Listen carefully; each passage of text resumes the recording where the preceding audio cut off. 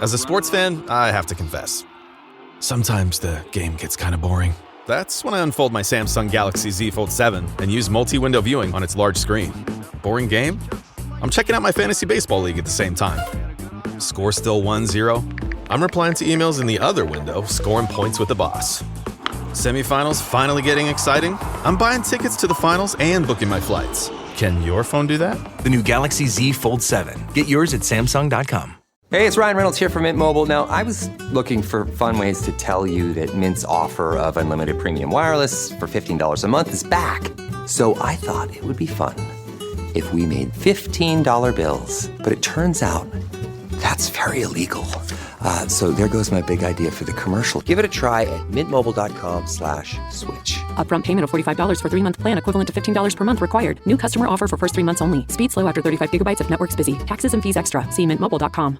Atheists, agnostics, long-haired weirdos, short-haired weirdos, vandals, hooligans. The government, hug the government, love the government, hug the government, love the government, hug the government. Welcome to The Politics Guys, a place for bipartisan, rational, and civil debate on American politics and policy.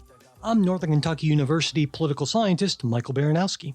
I'm joined today by my conservative counterpart, University of Austin economist and former congressional staffer, Tim Kaine. Hey, great to be with you. I enjoy doing the weekend show. You know, I didn't get a chance to offer my condolences at the beginning of the show. You are coming to us at University of Austin, and after my Ohio State Buckeyes put a little bit of hurting on the Longhorns in the opening week, I imagine the mood around Austin must have been pretty glum. I don't know. Anyway, you may remember that I grew up in Columbus. I was waiting for that. Yeah. I was wearing my Buckeye jersey around town, and frankly, our university, the UATX, you can find it uaustin.org, is a new school. It gets confused with UT, but they're a bit of our crosstown rivals as well. UATX, where I teach, it's free college education, extremely high standards. We're trying to make it a place of real free inquiry. No college essay to get in. You just have to have a high SAT score. We're trying to return to meritocracy. Doing a lot of neat things at this university, but we are not Longhorns. So when the Buckeyes sort of manhandled UT, I was cheering. Okay, well, you and me both. It was a nice way to kick off the football season, and I will be cheering until, as is inevitable, Ohio State will lose to Michigan, and I'll be very depressed. But anyway, right. That's months away. So for now, I'll put that in the future, and we can maybe talk about, something actually that all of our newer hosts we've asked them to talk about. Not long after we brought on our new conservative host, in addition to Tim, Sam, and Joey, our longtime listener and supporter, Jordan, posted a multi-part question that he asked that all the new hosts answer. And I thought it was a really good question. And so we tried to get all of our hosts, old and new, to answer it. And it's the dreaded, if you're ever a student, the dreaded multi-part essay question. This is that. And so here's the question from Jordan. What's a political issue you've changed your mind on and why? What's a Democratic policy that's pretty good?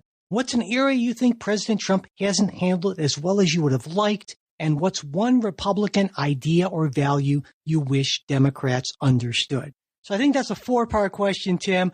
I'll let you take it. Well, we'll start from the beginning. A political issue you've changed your mind on and why? Well, going back to, I was a politically engaged young man. I was obsessed with the presidency and presidential history. And I started my life as a pretty diehard Democrat. So I feel like I changed my mind on some things, but it was fascinating to watch the parties shift and change. You may remember 1980, Reagan and George Bush Sr. were in a presidential debate. This might have been in 1979. They were the two leading candidates for the nomination, and they were debating about which one was more pro-immigration, because that's what the Republican Party stood for. So I didn't change my mind on that one. I've always been a Reaganite. The Democratic Party went from being anti-immigration to pro-immigration, and then sort of open borders. Where I changed my mind, frankly, is probably the abortion issue. I was very, very pro-choice as a young man. And I think being a father really sort of changed my perspective on that. And my two sisters, who are on this issue more conservative. They're women, but they're very pro-life. I think I became aware of the reality of late-term abortions, which are horrible and disgusting. I don't think they're defensible. So I've changed my mind. I'm much more, I think you might say, a centrist, meaning I think late-term abortion should just be flat out illegal. I love the fact that the president has made this a state issue, so states can now legislate on it to what they think is appropriate for their population. Even so, I'm uncomfortable with 9-month abortions. And I know the other side will go, gee, but they're rare. I'm like, school shootings are rare. That doesn't mean we should tolerate them. We should very aggressively try to stop them. So I've changed on that one really extremely, I would say, Mike. And on that issue, just a question a little further. So would you be for an all-out ban on late term or some certain exceptions for life, health of the mother kind of thing? Well, I've got it, my soul's intention on this, but my priority in all issues is federalism. So I want California to have the freedom to be as crazy pro-choice as they want to be.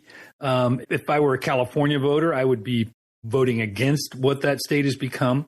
But I do think federalism trumps a national ban. All right. Well, the second part of this 4-part question, the Democratic policy, that's pretty good. I'm an old school small government. I'd like the federal government to be the size it was back, when Calvin Coolidge was president, or maybe even earlier. I think I've come around a little bit on the fact that we need a bigger government than what it was when Abe Lincoln was president. Maybe having an income tax is okay. And I'm okay with progressive taxes. That's what the Democrats fight for, the sense of fairness and social equality. And a lot of that can operate through the tax code. So I like having a progressive tax code. I think it can be done with a flat rate. And you can have, I call it the communist flat tax. You can have a massive exemption where nobody who's making less than this threshold, maybe it's $30,000 a year, they pay no taxes. But above $30,000, we're all going to pay the exact same rate. So that's a progressive policy with a flat rate that I'd be in favor of. But let's be honest, it's a Democratic policy. I think having things like Social Security are really good. We kind of eliminated old age poverty in America because FDR pushed really hard for that. I'm curious. I want to ask you on that because on taxes, I've always wondered. Well, I wonder how you feel about a VAT with a bunch of exemptions for lower income folks, because it seems to me, earlier you mentioned that you like the idea of a tax on consumption more than a tax on, say, investment and other things. And I know that a VAT can raise an awful lot of money. And I assume it can be done in a way to make it so that it's not, in effect, regressive. And what do you think about that? I feel like a candidate who's being grilled on a technical issue that's going to get me in trouble. No comment. That's something. Here's what politicians say, Mike. That's something we're going to study for sure. We need to study that. We'll take a close look at it in the Kaine administration. I'm open to the idea of a VAT. I think we all need to be open to some new ways of thinking because that debt crisis is coming. The danger of a VAT is, of course, it tends to be used in countries to fuel. It's so efficient. It raises so much money. So we need to be careful. I would not want a VAT before I had a balanced budget amendment to make sure that, there's some basic. And I'd also like to see, let me say this. We're going to talk detailed policy.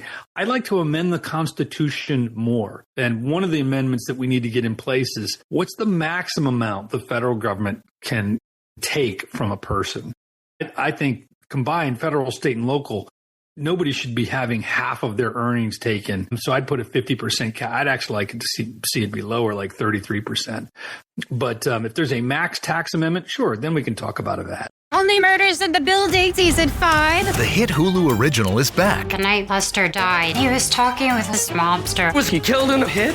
We need to go face to face with the mob. Get ready for a season. Buongiorno, signore. Oh, this is how I die. You can't refuse. You're going to save the day, like you always do, by being smart, sharp, and almost always by mistake. The Hulu original series, Only Murders in the Building, premieres September 9th. Streaming on Hulu and Hulu on Disney Plus for bundle subscribers. Terms apply. New episodes Tuesdays. Anyone can follow. It takes something special to be an original, which is why the 2025 Lincoln Navigator SUV arrives with new ways of surrounding you in luxury, including the ultra-wide 48-inch panoramic display and the multi-sensory Lincoln Rejuvenate experience. A true original never stops evolving. So meet the 2025 Navigator, the original that's all new and better than ever. Learn more at Lincoln.com. Lincoln and Navigator are trademarks of Ford or its affiliates. I'm intrigued by that idea. Maybe more later. But okay, third part. What's an area you think President Trump hasn't handled as well as you would have liked? I don't have an easy answer for this. That sounds crazy, but I guess I wish he wouldn't trust Putin as much as he seems to. I really respect that the president is committed to not going to war. I think a lot of people felt pretty tired, and he deserves a lot of credit for being careful about that. Look, he used the B-2 as an Air Force guy. I love that, watching the B-2 fly in and bomb Iran. And everybody, Tucker Carlson is going to create a world war. He didn't. And then other people said, well, now you've bombed it, you need to go in and invade. He's like, no, we just wanted to reduce the threat of nuclear conflict. Iran was flouting international law and agreements that they weren't going to be developing this nuclear weapon. We took it out. I think that was great. I don't think what Russia has done in Ukraine is tolerable. I think it's horrible. I think we need to be morally clear on it. It's monstrous. Now, look, he's negotiating in the way he negotiates. So you can't Hitlerize another person. Like, we can't say Putin's so bad that he's Hitler. You can never make peace with that. So he's trying to be diplomatic with the guy. But Putin is just a bad actor. And I'd like us to express more confidence in deterrence. Let me get technical, Mike, on this one. I'm all for peace in Ukraine. I think Ukraine's going to have to give up land, but I would never agree to that unless Ukraine also had the right to have U.S. troops on the new Ukraine, let's call it, because that's deterrence. It's worked so well on preventing World War III. It stopped the Soviets from invading Germany, that idea of U.S. troops on the ground. I've done research on this. I published on this. I'm a much bigger believer that deterrence has been effective, and I think the president's going to come around to that. He just said the other day, we will be keeping the troops in Poland, the 101st Airborne. And so let's make sure that until Putin's funeral, this guy's going to be a dictator there. He's going to be aggressive. He's going to keep No. U.S. troops are going to be in the fray if he tries to go into Poland. I'd like to see him embrace that for Ukraine as part of the peace deal. And then finally, one Republican idea or value you wish Democrats understood. I'm going to come back. I'll keep this one short. I think I'd like to see some more respect for the pro-life position. I've heard too many Democratic friends just frame this as, men are trying to control women's bodies. No, that's not fair. There are a lot. I mean, I don't even know if it's a majority, but it's like close to 40-50% of women that are Republicans that are pro-life. This isn't men trying to control women's bodies. So I wish there was more honesty on that, and people would think and be a little more respectful. Our abortion conversation in this country has gotten way too inflamed. And I'm going to throw another one, and I'll make it short. Stop with what's racist. If you disagree with something as a Democrat, way too often we hear the racist label thrown around, and that's not really driving what the Republicans think about issues. It's more, let's treat everybody equally and stop paying attention to race. Doesn't make you a racist. I suppose on the other end, I would say that, I wonder what you think about this, is that sometimes nowadays on the MAGA right, I guess I'll call it right, there's a tendency to call everything that they dislike woke, like new Cracker Barrel logos and things like that. And so it's kind of a similar sort of thing, I guess. I don't know. Maybe. That's fair.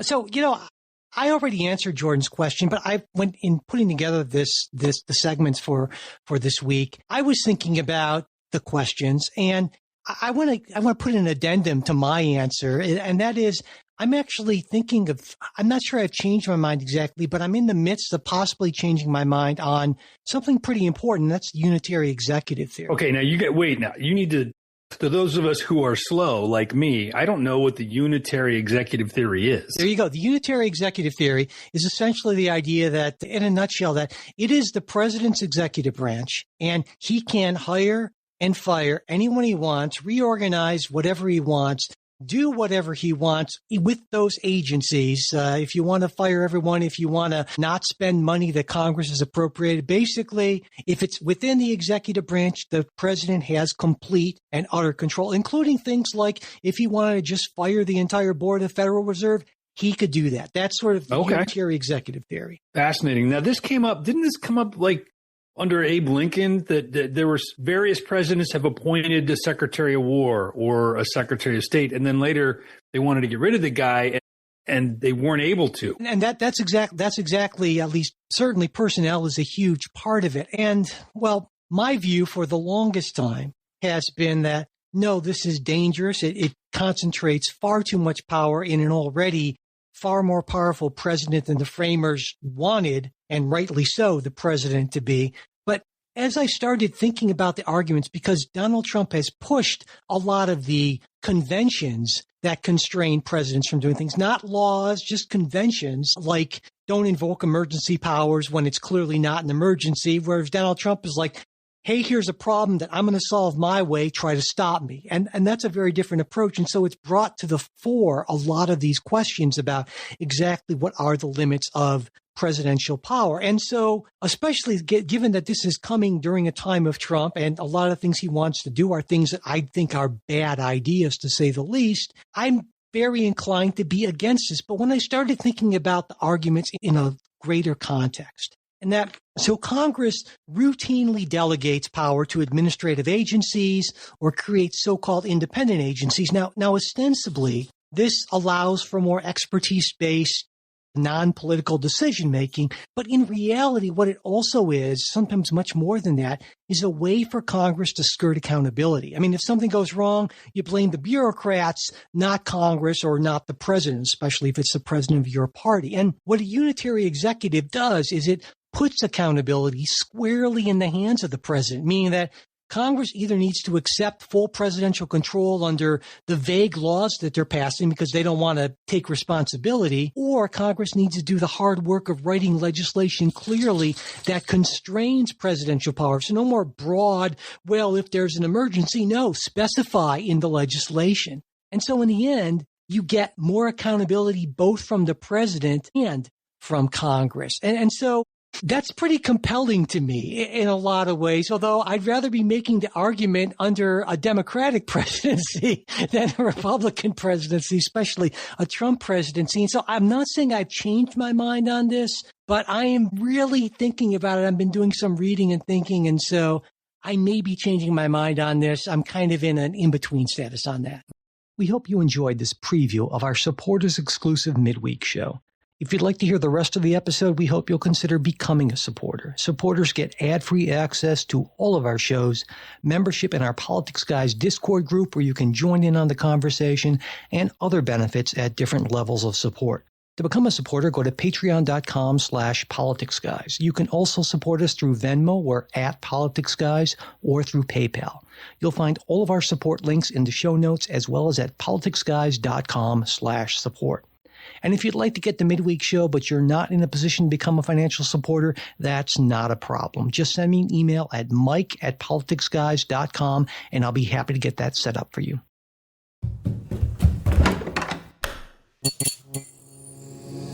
This podcast is part of the Democracy Group,